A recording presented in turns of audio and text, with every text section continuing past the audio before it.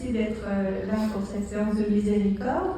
Dans le cadre du Festival Télérama qui dure jusqu'à mardi, vous pouvez découvrir 16 films et 2 avant-premières.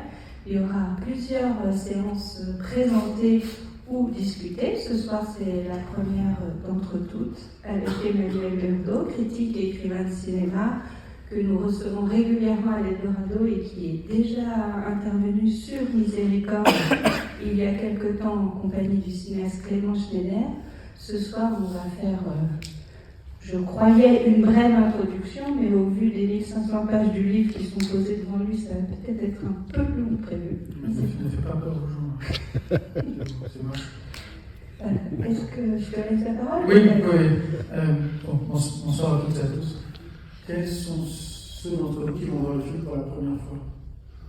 Ah, quasiment tout le monde. D'accord. Alors, c'est peut-être pas inutile de dire 2-3 mots. En fait, Mathias et Théo m'ont demandé de faire une introduction un peu à l'œuvre d'Alain Guiraudie en général. Alors, je ne suis pas sûr de parvenir, mais en tout cas, je m'y essaye bien volontiers parce que c'est un cinéaste pour lequel j'ai beaucoup d'admiration.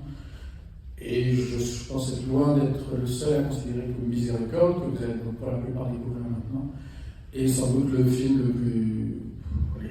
le film de l'année 2024, pour dire les choses comme ça. Alors, je ne sais pas si vous êtes familier, pas familier, un peu familier de l'œuvre de Guiraudie, mais je me suis dit que ça pouvait être intéressant de vous dire un peu, depuis le moment de son apparition, qui est la fin des années 90 jusqu'à aujourd'hui, d'être un peu schématique et de dire quelles ont été chez lui les constantes et au contraire les choses qui ont évolué. Ce qui est constant chez lui, c'est une triple définition qui est constante, mais qui n'est pas n'importe laquelle.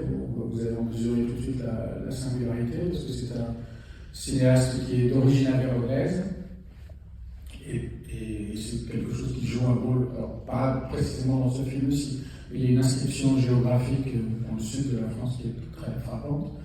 C'est un cinéma et un cinéaste qui se dit et qui continue à se dire, c'est intéressant d'avoir ça en tête face à un film comme celui-là, communiste, ce qui n'est pas non plus quelque chose qui court les rues, et c'est un cinéma homosexuel.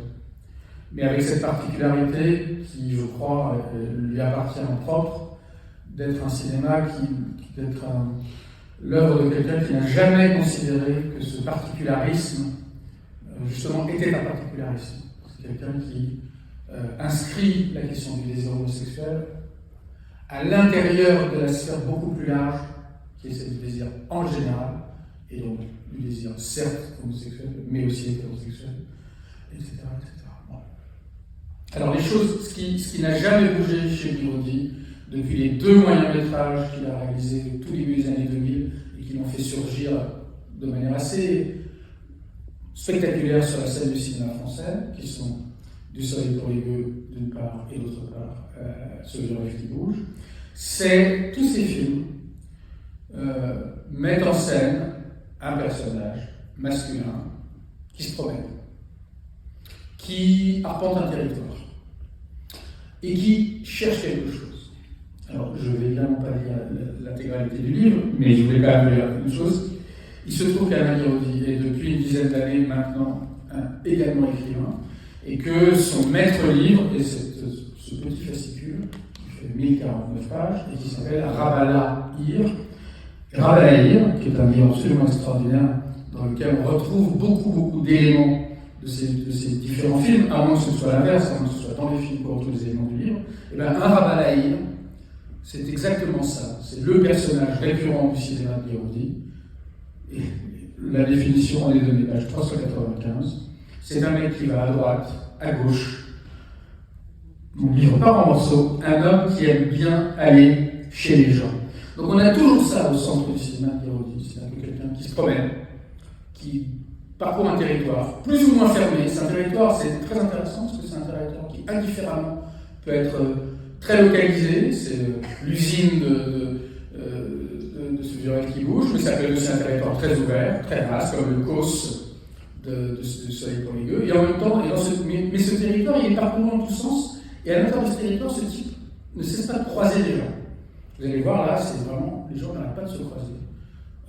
En dehors de toute vraisemblance dramaturgique, dès que quelqu'un dès que le personnage principal, Jérémy, sort quelque part, il croise quelqu'un comme si cette personne sortait d'une boîte ou entrait par une porte. Voilà. C'est quelqu'un qui cherche. Qu'est-ce qu'il cherche?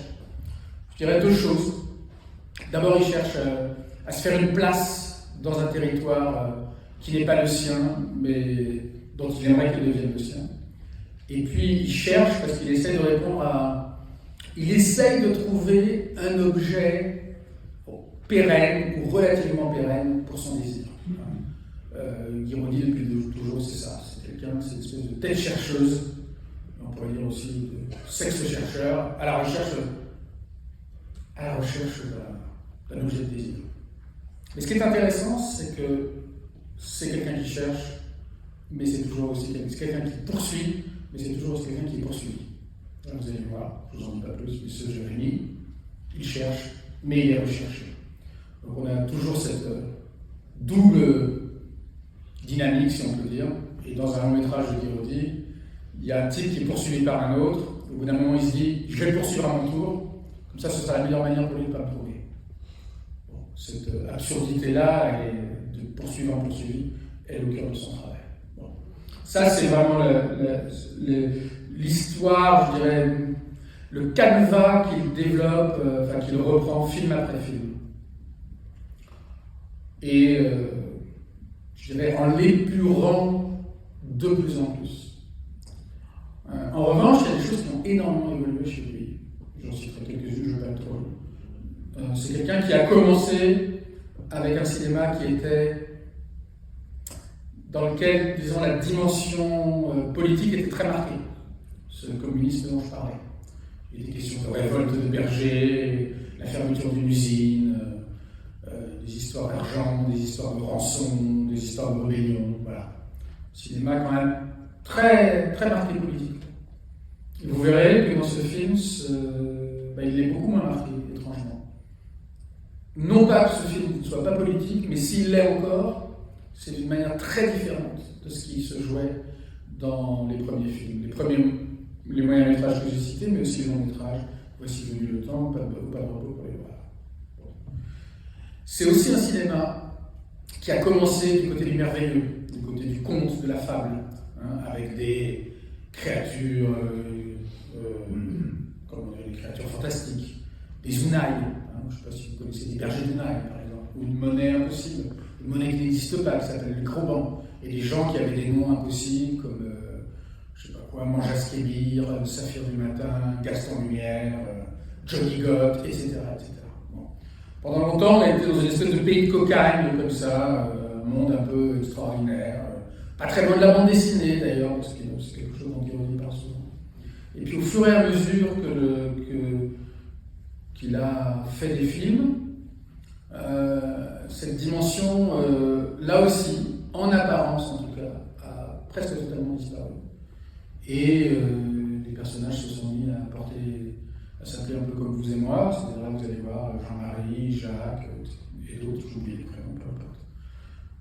On s'est retrouvé dans des territoires beaucoup plus traditionnels, nommés de façon traditionnelle, et des intrigues qui ont l'air beaucoup moins fabuleuses qu'elles ne l'étaient avant. Et en même temps, le merveilleux, un rapport au merveilleux reste. Voilà.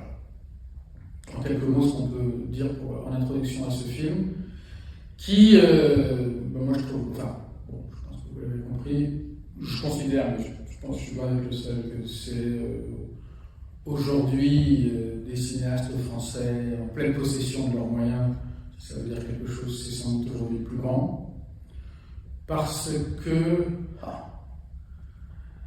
je sais pas pourquoi exactement, mais vous allez voir qu'il a une manière tout à fait neuve et inédite dans le cinéma français, mais je dirais dans le cinéma tout court, de poser la question du désir.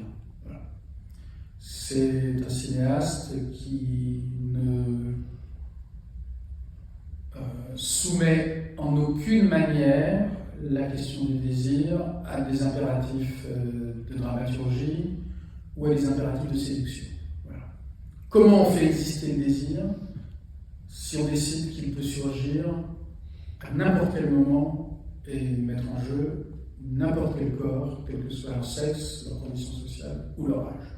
Quel cinéma on fait avec ça?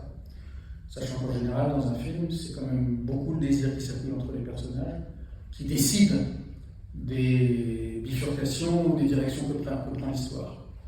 Qu'est-ce qui se passe à partir du moment où le désir n'a l'air d'obéir aucune règle? Et qu'est-ce qui se passe lorsque non seulement il obéit à aucune règle dans le choix de ses objets, mais qu'en plus, ce désir ne poursuit même plus sa satisfaction?